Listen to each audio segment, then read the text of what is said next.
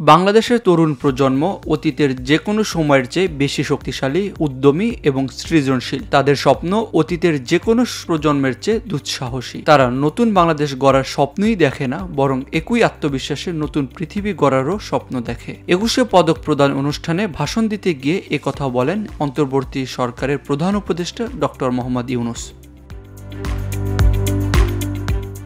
তিনি বলেন, আমাদের তরুণ প্রজন্ম নতুন পৃথিবী সৃষ্টিতে নেতৃত্ব দিতে চায়। তারা এই নেতৃত্ব দেওয়ার জন্য পুরোপুরি প্রস্তুত।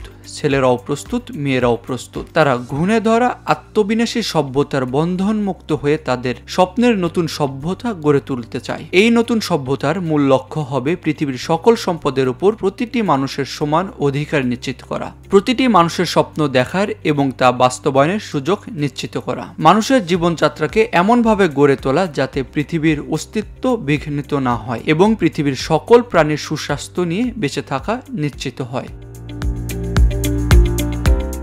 তিনি আরও বলেন, 5 আগস্ট ছাত্র শ্রমিক জনতার অভ্যুত্থানের মধ্য দিয়ে নতুন বাংলাদেশ নির্মাণের সুযোগ এসেছে।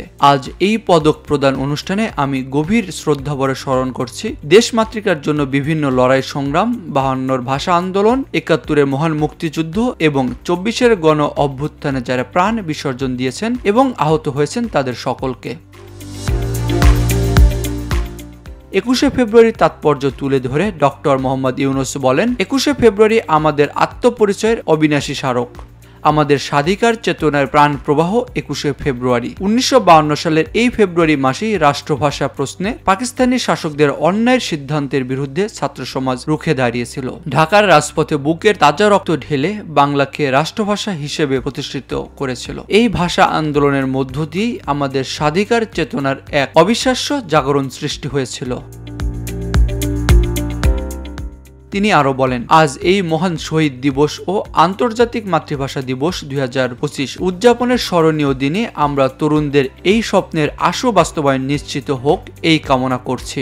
দেশের ভবিষ্যৎ রচনায় পথ দেখিয়ে যারা আজ জাতির পক্ষ থেকে স্বীকৃতি পেলেন তাদের প্রতি কৃতজ্ঞতা জানাচ্ছি এবং তাদেরকে আবারও অভিনন্দন জানাচ্ছি। ডক্টর ইউনূস দেশ বরেণ্য ব্যক্তিত্বদের প্রতি শ্রদ্ধা জানিয়ে বলেন, যারা আজ 21শে পদকে ভূষিত হয়েছেন তাদের দেশবাসীর পক্ষ থেকে অভিনন্দন জানাচ্ছি। আপনাদের অবদানের জন্য জাতি বিশেষভাবে কৃতজ্ঞ। আপনারা জাতির পথ প্রদর্শক। আপনাদের অবদানে উদ্বুদ্ধ হয়ে জাতি দৃঢ়ভাবে বিশ্বাসে জাতিপুঞ্জের মজলিসে ক্রমাগতভাবে উন্নততর অবস্থানে নিজেকে প্রতিষ্ঠিত করবে।